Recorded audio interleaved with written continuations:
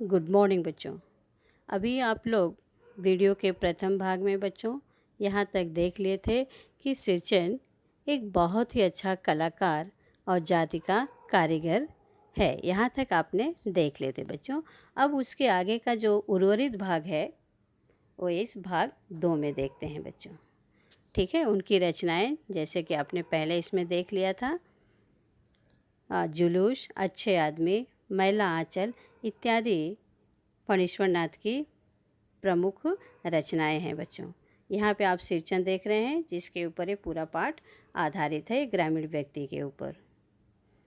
अब आगे देखते हैं। काम करते समय उसकी तन्मयता अर्थात लगन में जरा भी बाधा पड़ी कि गेहूं सांप की तरह फुफकार उठता। फिर किसी दूसरे से करवा लीजिए काम। सिरचन मुंहजोर है, कामचोर नहीं। अर्थात बच्चों, काम करते समय यहाँ पे आप देख रहे हैं कि काम करने में वह कितना तल्लीन है, कितना मग्न है। और जब वो काम करने लगता था, अगर बीच में कोई रुकावट डालता है तो उसे बहुत गुस्सा आता था।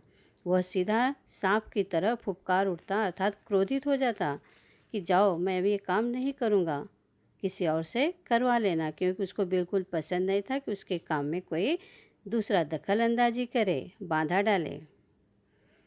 सिरचन को लोग चटोर भी समझते हैं।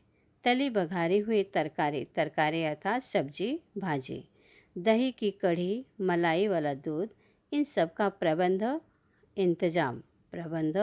इंतजाम पहले कर लो, तब सिरचन को बुलाओ, दुम हिलाता हुआ हाजिर हो जाएगा। खाने पीने में चिकनाई की कमी हुई कि काम की सारी चिकनाई खत्म। दुम हिलाता हुआ हाजिर होना ये मुहावरा है बच्चों, तुरंत उपस्थित हो जाना। लोग सिरचन को चटोर समझते थे। कहते थे अगर कोई टेस्टी स्वादिष्ट खाने बना रहेगा तो अगर उसको सिरचन को बुलाया जाए तो वह तुरंत हाजिर हो जाएगा। यदि खाने पीने में अगर स्वादिष्ट व्यंजन नहीं है तो वह काम भी अच्छे से नहीं करेगा। इसलिए यहाँ पे दिया गया है कि काम की सारी चिकनाई खत्म।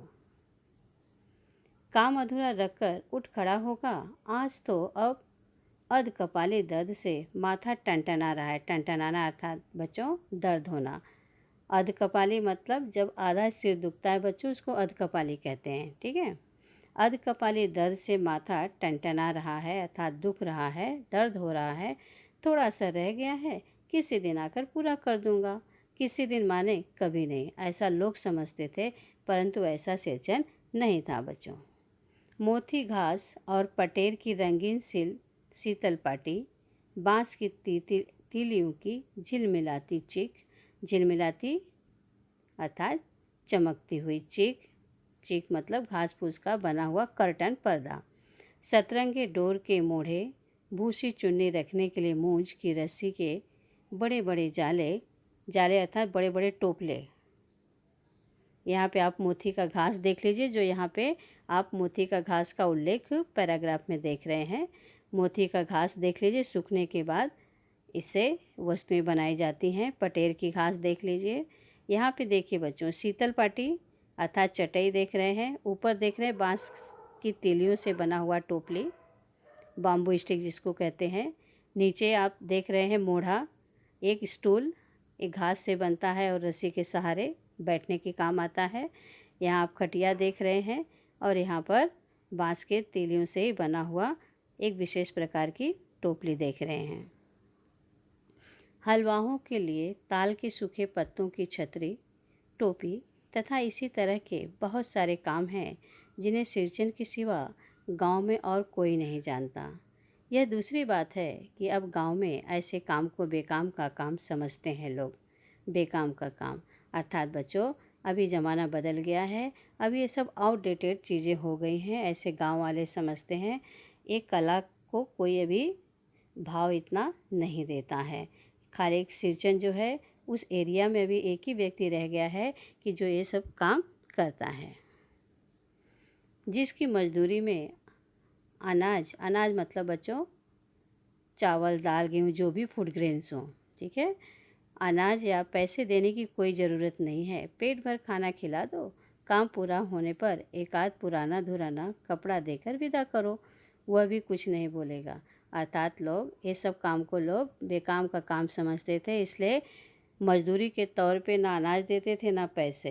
काम हो गया, खाना खिला देते थे और जूने पुराने कपड़े देकर विदा कर देते थे, जाने के लिए कह देते थे। और सिरचन कुछ भी नहीं बोलता था, कुछ भी नहीं बोलेगा, ऐसी बात नहीं है। सिरचन को बुलाने वाले जानते हैं सिरचन बात करने में भी कारीगर है। कारीगर अर्थात होशियार है, कुशल है। महाजन टोले के भज्जू महाजन की बेटी सिरचन की बात सुनकर तिरमिला उठी। तिरमिला उठी अर्थात क्रोधित हो गई। ठहरो, मैं माँ से जाकर कहती हूँ, इतनी बड़ी बात। अभी सिरचन कहता है, बड़ी बात ही है बिटिया, बड़े लोगों की बस बात ही बड़ी होती है।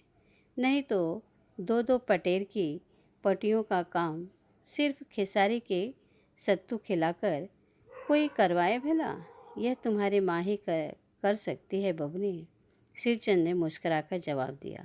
इतने में देखे बच्चों, सिरचंद की भावना यहाँ पर व्यक्त हुई है। सिरचंद क्या कहता है, थोड़े में ही बहुत कुछ बता देता है। कहता है कि आजकल जो बड़े लोग होते हैं ना, उनकी बस केवल बात ही बड़ी होती है, ठीक है। और नहीं तो ऐसे इतने काम करवा लेते हैं और उसके बदले में खाली खेसारी, खेसारी अर्थात बच्चों चने की दाल को खेसारी कहते हैं, और उसका बना हुआ सत्तू खिला करके लोग काम करवा सकते हैं क्या? परंतु लोग करवा लेते हैं, ठीक है। मतलब यहाँ पे कला को यहाँ पे महत्व नहीं दिया जा रहा है, ये गलत भावना है बच्चों। अगर कोई काम कर रहा है, उसका मुबदला उसको मिलना चाहिए, उसकी मजदूरी उसको मिलना चाहिए, किसी के ऊपर अन्याय नहीं करना चाहिए। 3 जोड़ी फैशनेबल चीक। चीक मैंने आपको पहले ही बता दिया है, घास से बने हुए कर्टन पर्दा। और पटेर की 2 शीतल पाटियों के बिना आएगी मानो तो। भाभी ने हंसकर कहा, बेरंग वापस। ये यहाँ पे मजाक करते हुए वह कहती हैं कि वहाँ से संदेश आया है कि जब आना तो 2 जोड़ी शीतल पाटी और फैशनेबल चीक की 1 जोड़ी लेकर जरूर आना, 3 जोड़ी। इसलिए 1 सप्ताह से पहले ही सिरचन को बुलाकर काम पर तैनात करवा दिया था माँ ने। देख सिरचन, यहाँ पे बच्चों देख लीजिए, हलवाओं के लिए छतरी आप देख रहे हैं, इस सामने जो लटका हुआ है यह है चीक। कर्टन आपको दिख रहा है ना, ये है शीतल पाटी, चटाई। हर बार नई धोती, इस बार ना नई धोती दूंगी, असली मोहर छाप वाले। मोहर छाप एक डिजाइन है बच्चों, जो उस जमाने में बहुत महंगी और प्रसिद्ध थी। तो लेखक की माँ कहती हैं, इस बार ना नई धोती दूंगी, असली मोहर छाप वाली धोती। मन लगा कर ऐसा काम करो कि देखने वाले बस देखते ही रह जाएं। अर्थात बहुत ही अच्छा कारीगरी से यह चीज़ें बनाओ कि लोग देख करके दांतों तले उंगली दबाएं, वाहवाही करें, ठीक है बच्चों।